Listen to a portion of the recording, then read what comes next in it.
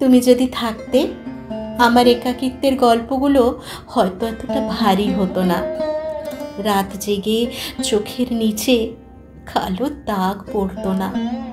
হাসির আড়ালে লুকোনো কষ্টগুলো তুমি বুঝে নিতে পারতে একাই।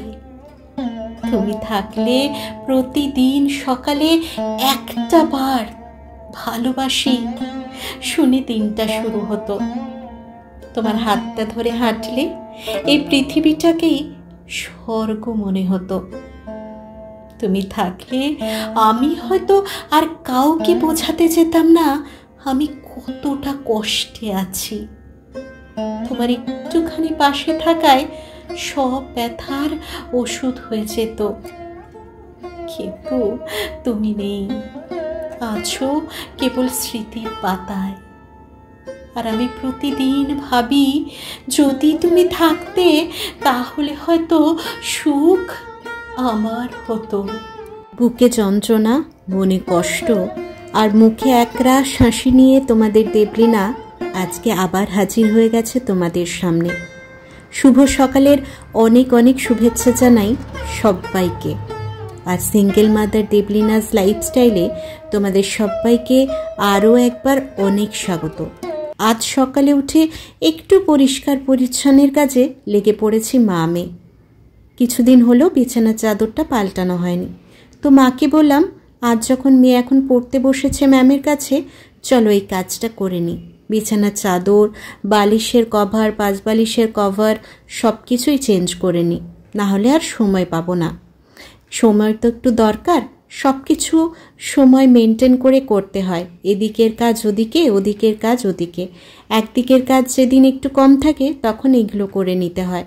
তো মা বলল ঠিক আছে, এখন যখন এই একটু কাজটা কম আছে, মানে সকালে মেয়েটাকে দেখতে হচ্ছে না, মেয়েটাকে পড়াতে হচ্ছে না, সেই সময়টা যখন ফাঁকা আছে চল তাহলে সেই কাজটাই করে নিই। বিছানা চাদরটা পাল্টানো হয়ে গেছে, এবার মা মেয়ে মিলে কভারগুলো পাল্টে নিলাম। দেখো বিছানা একদম পরিষ্কার, কভার টভার সব কিছু পরিষ্কার। এবার এগুলো রেখে দেবো, আস্তে আস্তে এক এক দিন একটু একটু করে কেচে তুলে রাখবো। একসঙ্গে এতগুলো কাচা সম্ভব না কারোর পক্ষে। আর রাত্রিবেলা কি হয়, সমস্ত জিনিস এই ড্রেসিং টেবিল বলো, আলমারি বলো, যাই বলো, এই আয়নাটার সামনে পরপর সাজানো থাকে। এগুলোকে এখন একটুখানি যে যার জায়গায় রেখে দিচ্ছি। ধরো আমার ওষুধ, বেটুর ওষুধ খাই দিয়ে ওখানেই রাত্রিবেলা রেখে দিই। মেয়েকে খাওয়ালাম, রেখে দিলাম। সমস্ত ঘরের কাজ করে চলে এসেছি রান্নাঘরে। মাঝখানে কিন্তু মেয়েকে স্কুলে দিয়ে এসেছি, মেয়েকে রেডি করেছি, ওকে ছেড়ে তারপরে রান্নাঘরে, মানে ওকে ছেড়ে এসে ড্রেস চেঞ্জ করে একেবারে রান্নাঘরে ঢুকে গেছি। আজকে খুব বেশি কিছু রান্না করব না, আজকে একদম সাধারণ কিছুই রান্না করব। আর কিছু পেঁপে কেটে রেখেছিলাম, মানে আগের দিন যেটা ছিল সেটাই টুকরো করে রেখে গেছিলাম, এখন রান্না করছি আর পেঁপে খাচ্ছি। দুটো কাজই একসঙ্গে করছি, কারণ এখন টাইমের অভাব। মেয়ের তাড়াতাড়ি ছুটি হয়ে যায়, তাড়াতাড়ি কাজগুলো শেষ করে স্নান করে যদি তাড়াতাড়ি না যাই তাহলে হবে না, কারণ আধা ঘন্টা আগে মেয়ের ছুটি হয়ে যাচ্ছে। একটাই ছুটি হলো আমাদের 12:30টার একটু পরেই হয়তো বেরিয়ে যেতে হবে। তো এই জন্য স্পিডে কাজ করছি, ভীষণ স্পিডে কাজ করছি। মানে দু হাত তো কাজ করছেই, তার সঙ্গে মুখ কাজ করছে, আরও দুটো হাত থাকলে হয়তো আরও ভালো হতো, এটাই মনে হয় মাঝে মাঝে। আগে যখন ছোট ছিলাম জীবনটাকে কত ভালো মনে হতো, কত ইজি মনে হতো। এখন যত বড় হচ্ছি, যখন দায়িত্ব কর্তব্য সব কিছু একটা একটা একটা একটা করে বাড়ছে, তখন মনে হচ্ছে সত্যি বেঁচে থাকাটা ভীষণ বড় একটা সংগ্রাম। মানে বেঁচে থাকতে গেলে আমাদের প্রচুর সংগ্রাম করতে হয়। ছোট ছিলাম তখন বাবা মার উপরে নির্ভর ছিল, মানে বাবা মার উপরে নির্ভর করে চলতাম, কোনো দায়িত্ব ছিল না, কোনো কর্তব্য ছিল না। পড়াশুনো করতে হতো, সেটাও করতে ইচ্ছে করতো না, মাঝে মাঝে বাবা মা পড়তে বললে রাগ করতাম। এখন মনে হয় সেই দিনগুলোই হয়তো ভালো ছিল, এই দিনগুলো একটুও ভালো না, সত্যি বলছি দিনগুলো একটুও ভালো না। এত চাপ, এত মানে চারিদিকের পলিউশন বলো, সব কিছু, মানুষের মনে পলিউশন, মানুষের শরীরে পলিউশন, চারিদিকে পলিউশন। কাউকে কোনো কিছু মনের কথা বলতেও না ভীষণ ভয় লাগে, জানো তো। কোথা থেকে যে কি হয়ে যাবে হয়তো বুঝতেই পারবো না, কার কোন কথায় রাগ হয়ে যাচ্ছে, কাউকে কিছু না বলেও দোষের ভাগিদারি হয়ে যাবে। এমনিই তো কপালে দোষ কম নেই, প্রচুর দোষের ভাগিদারি হয়েছি, প্রচুর কলঙ্ক লেগেছে। তো আবার এখন না মানুষকে কিছু একটা বন্ধু হোক বা যেই হোক, যাকেই হোক, কিছু একটা মন খুলে বলতে ভীষণ ভয় লাগে। কোথা থেকে কি হয়ে যাবে ঘুরিয়ে ফিরিয়ে দেখবো আমার ঘাড়েই এসে দোষটা পড়েছে যে আমিই করেছি। সেই জন্য আর আজকাল মন খুলে কাউকে কিছু বলি না। মনের কথা বাবা তুই মনেই থাক, এটাই ভালো। স্নান টান করে আবার রেডি হয়ে বেরিয়ে পড়েছি, মেয়েকে আনতে যাব। আজকে একটু তাড়াতাড়ি যাচ্ছি, এখন তো একটাই ছুটি। আজকে 40 বাজে বেরিয়ে যাচ্ছি, কারণ প্রথম দিন কীভাবে মানে কখন বের করবে না বের করবে। আজকে ওরাল আছে, অবশ্য দেরি হওয়ার কারণটা নেই। লিখিত হলে একটু ওদেরকে সময় দেয় বসিয়ে, যারা লিখতে পারে না তাদের বলে মানে লেখো লেখো করে করে লেখায়। কিন্তু আজকে তো ওরাল আছে, হয়তো তাড়াতাড়ি হয়ে যেতে পারে বা একটা সময় হলো। আজকে ফার্স্ট দিন, এই জন্য একটুখানি আগে যাচ্ছি। রান্না বান্না মোটামুটি আজকে খুব ঝামেলা রাখিনি এই তাড়াতাড়ির জন্য। উচ্ছে ভাজা, কুমড়োর তরকারি এরমই করেছি, ভাত, মাছের ঝোল, ব্যাস এরকম বেটুরো হয়ে যাবে। তাহলে এইরকমই রান্না করেছি আজকে, আর বেশি করিনি, কারণ এলামই 11:30 বাজে, আবার 12:30টায় বেরিয়ে যাচ্ছি 1 ঘন্টার মধ্যে তাড়াহুড়ো করে। আর মায়ের হাতটা ব্যথা করছে কাল থেকে, ওই জন্য বললাম আমি করবো, তোমাকে করতে হবে না, তাহলে মা করতো। এখন যেমন ভাতটা একবার ফুটিয়ে বন্ধ করেছিলাম, এখন বললাম জ্বালিয়ে দাও, দিয়ে ওইটা আস্তে করে একটু গেলে দাও। চলো, আবার আজকে মেঘ করেছে প্রচন্ড, কি জানি আবার বৃষ্টি হবে নাকি। একটা বৃষ্টি পরেই ঠান্ডা পড়ে, ছোটবেলা থেকে যতবার দেখেছি একটা নিম্নচাপ আসে তারপরে তোমার ইয়ে হয়, ঠান্ডাটা পড়ে। এখন কি হয় জানি না। এখন তো সব নিয়ম পাল্টে যাচ্ছে, তাই সেই নিয়মটাও পাল্টে যাবে কি না জানি না। চলো, মা এসছে নাকি দেখি, এখনো আসেনি, এসে যাক তারপরেই যাব। দেখেছো পুরো মেঘ করেছে, দেখো পুরো মেঘলা।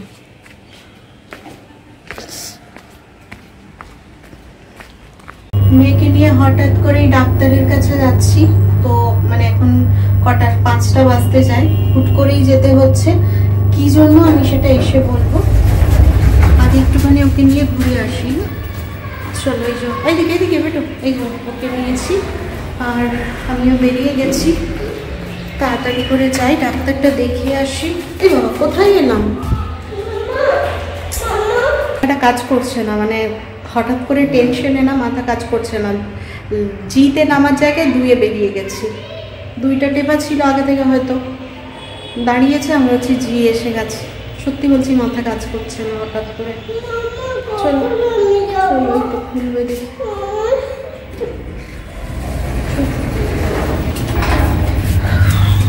হঠাৎ করে মানে আমি ঘুরে আসি আর তারপরে বলবো। এখন আর ভিডিও করতেও পারছি না, কি বলবো কি না আমি কিচ্ছু বুঝতে পারছি না। ঘুরে এসে তোমাদেরকে সব ডিটেলসে বলবো। চলো। সত্যিকারের ভালোবাসায় সেরকম কোনো চাহিদা থাকে না, শুধু এইটুকু চাহিদা থাকে ভালোবাসার মানুষটাকে সারা জীবন পাশে পাওয়ার।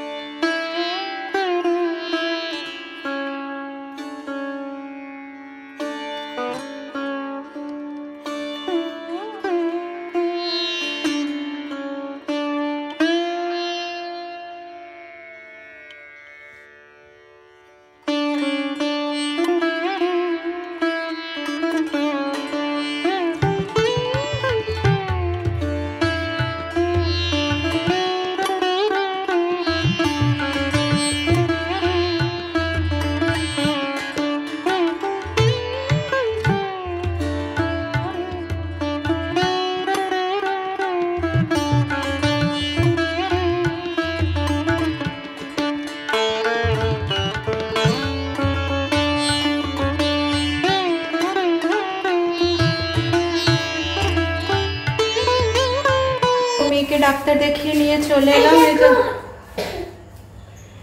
কিছু কেনার ছিল, ওগুলো নিলাম, ওষুধও নিয়ে নিয়েছি। হয়েছেটা কি বলতো, ওর গোটা গায়ে না অ্যালার্জি, মানে হঠাৎ করে কালকে রাত্রে 1-2টো পায়ে বেরিয়েছিল, তো ভাবলাম কোনো ওর মাঝে মাঝে তো 1-2টো বেরোয়, তো সেই জন্য বেরিয়েছে। এখন দেখছি ঘুম থেকে ওঠার পরে হাত গাল মুখ সব ভর্তি হয়ে গেছে। বললাম না, যে কোনো ডাক্তার, যদি আজকে চাইল্ড স্পেশালিস্টটাকে মানে ভাগ্যবশত পেয়ে গেছি, আজকে এসছে, আর না হলে আমি বলেছিলাম যে কোনো এমডি হলেও দেখাবো। তো যাই হোক, চাইল্ড স্পেশালিস্টকে পেয়ে গেছি। ওষুধ দিল, বললেন তো হ্যাঁ, তো বললেন যে এটা অ্যালার্জি, তো ওষুধগুলোই সাধারণত ভালো হয়ে যায় যেগুলো দিচ্ছি। তো দেখা যাক, আশা করছি ভালো হয়ে যাবে। এবার দেখা যাক, না ভালো হলে তখন অ্যালার্জি টেস্টটা করাবো। আমি ওই বর্ধমানে গিয়ে ওকে যাকে দেখাই তার কাছে সমস্তটা বলবো, এবার সে সমস্তটা চিকিৎসা তখন সেখানেই দেখবো। এখন আপাতত কমাতে হবে, কাল তো পরীক্ষা আছে, এখন পরপর টানা সপ্তাহ পুরো পরীক্ষা।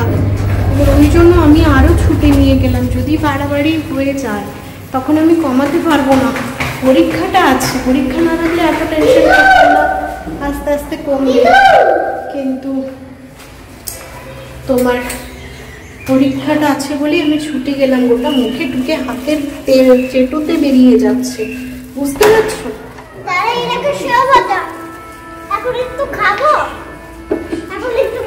চলো আবার পরে কথা বলছি। এই দেখো, এখন লোশনটা লাগিয়ে দিচ্ছি, মানে ক্রিমটা। হাত পাগুলো কেমন হয়েছে দেখো, মানে চারিদিকে এইরকমভাবে লাল লাল লাল লাল হয়েছে, মুখে দুটো হাতেই হয়েছে, এই যে পায়ে দেখো পুরো এরকমভাবে গোটা পাটায় হয়েছে, এদিক ওদিক চারিদিকে হয়েছে। গালটায় দেখো, এবার এই দেখো গালটা, আমার তো ভয় লেগে গেছে মুখে যখন বেরোতে আরম্ভ করেছে, যে কি হলো হঠাৎ করে। ভালোই হয়েছে ডাক্তার দেখিয়ে। এই মেয়ের হাতে দেখালাম, ওইরকম গোটা গায়ে বেরিয়েছে। তো তারপরে তোমার এই এলাম, তার মাঝখানে অনেক কিছু করেছি, কিন্তু আর ক্যামেরাটা অন করিনি। ওই একটা টেনশন কাজ করছিল কমবে কিনা, কিন্তু এখন দেখছি ওই একবার যে ওষুধ দিয়েছে বললো এক্ষুনি গিয়ে একটা খাইয়ে দিন, তো খাইয়ে দিয়েছিলাম, এখন দেখছি আর নেই। বাবা অন্ধকার হচ্ছে, তুমি লাইটটা থেকে সরো। তো দেখলাম এখন আর গায়ে নেই, আবার বেরোয় কিনা আমি জানি না, তবে ওষুধ কাজ করেছে, কমেছে জিনিসটা। তারপরে ওকে একটু পড়ালাম, দুধ দিলাম, আমারও ভাল লাগছে না, মানে সেই সকালে উঠেছি, আজকে তো ভোরে উঠেছি 7টার মধ্যে, মানে ভোর বলতে কাক ভোরে উঠিনি, মানে আমার ভোর, আমি তো উঠি না 8টার আগে, সেই জায়গায় 7টার আগে উঠেছি। এরপরে তারপর থেকে একটুখানিও বসিনি, মানে জাস্ট বিশ্বাস করো আজকে ঠাকুরের কৃপায়, মানে আজকে যেতে হবে বলেই মনে হয় আজকে এডিটটাও তাড়াতাড়ি হয়েছে, আর ভিডিওটাও আমি দেখবে 4:30টার মধ্যে আজকে পোস্ট করে দিয়েছি। তো মানে জাস্ট উঠেছি, আমার পোস্টটা হয়েছে, ও উঠেছে, ওঠার পরে সঙ্গে সঙ্গে আমার নজর গেছে ওর হাতের দিকে, দেখছি পুরো হাত গাল এগুলো সমস্ত ফুলে গেছে। তো যদি পরীক্ষা না থাকতো হয়তো আমি দেখতাম যে ঘরে তো অ্যালার্জির ওষুধ আছে, দিয়ে দেখতাম, বাট পরীক্ষা আছে কালকে। এবার যদি গোটা ফুলে যায় তাহলে মেয়েটা পরীক্ষা দিতে যাবে কি করে, সেই ভয়ে আমি বললাম আগে দেখো, মামকে ফোন করলাম, দেখো কোন ডাক্তার আছে, যদি কোনো এমডি থাকে তাকেই দেখাবো।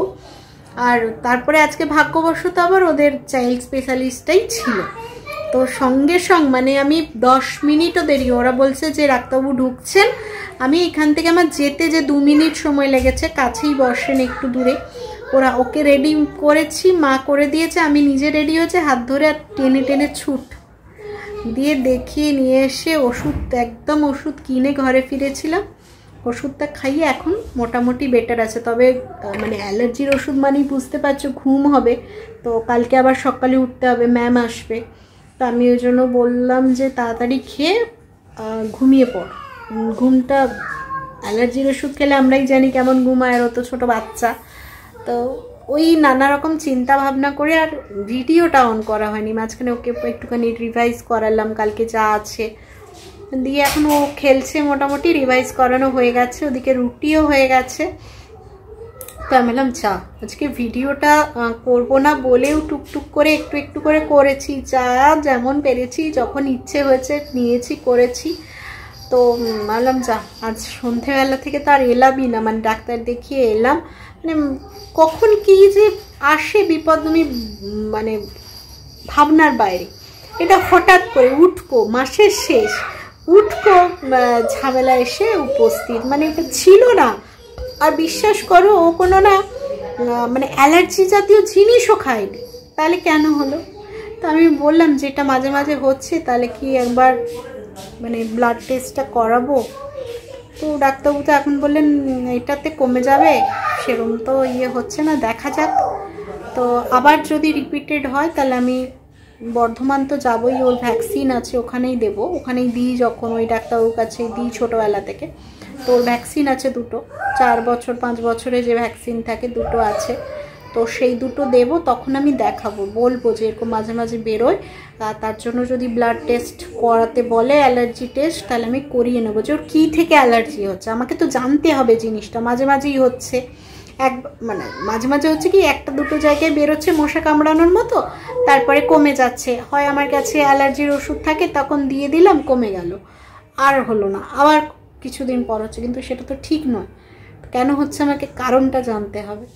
তো সেই জন্যই দেখি কি করব, ভাবনা চিন্তা করছি, মানে মাথায় প্রচুর কাজ চলছে, সেজন্য আর আসলাম না, বললাম থাক একবারে পরে কথা বলবো। তো এখন যাব, 9টা বাজেনি মনে হয় এখন। ওকে খাওয়ার আগে একটা ওষুধ আছে, ওই ওষুধটা দেবো, দিয়ে ওকে খেতে বসাবো, নিজেরা খাবো, খেয়ে শুয়ে পড়ো। আজকে না শরীরটা আর আমার দিচ্ছে না, মানে কটা দিন প্রায় 1 মাস হতে যাচ্ছে, এত ধকল যাচ্ছে। আর তার মধ্যে আজকে সকাল থেকে একটু বসার সময় পাইনি, বিশ্বাস করো। মানে সকালে যে উঠেছি, উঠে থেকে কাজ শুরু হয়েছে, বিকেলে মানে শুয়ে যে এডিট করব সেটা আমি করতে পারি না, আমি বসে ছাড়া কাজ করতে পারি না, শুয়ে শুয়ে এডিট করব সেটা আমার দ্বারা হয় না, মানে সারা দুপুর বসা। তারপরে এডিট করার পরে কি হয়, চায়ের কাপটা নিয়ে চাটা খেয়ে খানিকক্ষণ একটু রেস্ট নিই, হেলান দিয়ে শুই টুই, তারপরে সন্ধ্যেবেলার কাজ করি। তা আজকে তো সেটাও হয়নি, বেরিয়ে চলে গেছি। এসে থেকে ওকে ওষুধ দেওয়া, একটা লোশন মানে ক্রিম দিয়েছে, সেটাকে গোটা গায়ে ভালো করে মালিশ করলাম, তারপরে চা খেলাম, ওকে দুধ দিলাম, এই করে আর হলো না। তো যাই হোক, এক আধ দিন তো এরকম হয়ে যায়, ওই জন্য আজকে আমারও শরীরটা দিচ্ছে না, আজকে আমিও তাড়াতাড়ি শুয়ে পড়বো। ওষুধ খেয়ে নিয়েছি, এবার খাবারটা খাবো, দিয়ে আমিও শুয়ে পড়বো। কালকে আবার সকালে উঠতে হবে, ম্যাম আসবে যখন, আর সকালটা রিভাইজ হয়ে যাবে, নাহলে আমাকে নিয়ে বসতে হতো। এখন ম্যাম আসছে, ম্যামের প্রবলেম আছে বলেই সকালে আসছে। ম্যামের কাকু হসপিটালে ভর্তি আছে, বলছে আন্টি আমি কটা দিন সকালে আসি, কারণ বিকেলে যদি কাকুর কাছে যেতে হয় ইমার্জেন্সি, তো আমি আসতে পারবো না, ওর পরীক্ষা চলছে। তাহলে হ্যাঁ এসো সকালবেলা, ঠিক আছে। ওকে একটুখানি তুলতে ওঠে না, বাট একটু আদর ফাদর করে তুললে উঠে যায়, অসুবিধে করে না। কান্নাকাটি যে টাইমের আগে উঠিয়ে দিচ্ছ কেন, কাঁদবো, সেই জিনিসটাও করে না। এই যে 7টার সময় উঠি, মানে আমি উঠে যাই, উঠে গিয়ে ওকে আদর করে করে করে করে তুলি, ও উঠে যায় ম্যাম আসার আগে। তো চলো এবার খাওয়া দাওয়ার সময় একবারে দেখা হচ্ছে। এখন আর একটু পরে খাবো, আর 5-10 মিনিট পরে খাবো, তখন দেখা হচ্ছে তোমাদের সঙ্গে। চলো সবাই মিলে একসাথে খেতে বসে গেছি, বিভিন্ন জনের বিভিন্ন রকম খাবার। দিদার যেহেতু দাঁত নেই, দিদা একটু দুধ কলা রুটি খায় রাত্রিবেলা, দুধ রুটি মেখে তারপরে খায় তরকারি, তারপরে মুখের টেস্টটা তো একটু মিষ্টি, মুখটা একটু নোনতা করতেই হয়, সেজন্য একটু তরকারিটা শেষের দিকে খায়। আর আমার মেয়ে খায় হচ্ছে হয় কোনো দিন পায়েস, কোনো দিন তরকারি থাকলে তরকারি, কোনো দিন ডাল থাকলে ডাল, আর কোনো দিন মিষ্টি থাকলে মিষ্টি। এখন যেমন নলেন গুড়ের মিষ্টি আনা হয়েছে টাটকা, তো আজকে সেই নলেন গুড়ের মিষ্টি দিয়ে রুটিটা খাচ্ছে। আর আমরা খাচ্ছি কুমড়োর তরকারি, সকালে করেছিলাম, সেই কুমড়োর তরকারি, রুটি আর স্যালাড কেটে নিয়েছি। এখন এই শীতকালে স্যালাড মানে দারুণ একটা জিনিস, খাওয়ার টেস্টটাকেই পুরো বদলে দেয়। চলো খাওয়া দাওয়ার সমস্ত কিছু কমপ্লিট, আর এবার হচ্ছে ঘুমের পাল্লা, বুঝলে। ঘুমটা খুব জোরে পেয়ে গেছে, কিন্তু মেয়ে কখন ঘুমাবে জানি না, নিজের তো ঘুমটা পেয়েই যায়, মেয়েকে ঘুম পাড়াতে পাড়াতে ঘুমটা কেটেও যায়। মানে ও যদি একটু তাড়াতাড়ি ঘুমিয়ে যায় তাহলে আমিও ঘুমিয়ে যাই, কিন্তু ওই সেটা হয় না, ও তো বাচ্চা মানুষ, বক বক করতে করতে লেট করে দেয়, এবার তাহলে হয়ে যায় আমার ঘুমের রেস্টটা কেটে যায়। এবার ওকে ওষুধ দেব, নিজের ওষুধ খাবো, বিছানাটা করবো, দিয়ে শুয়ে পড়বো।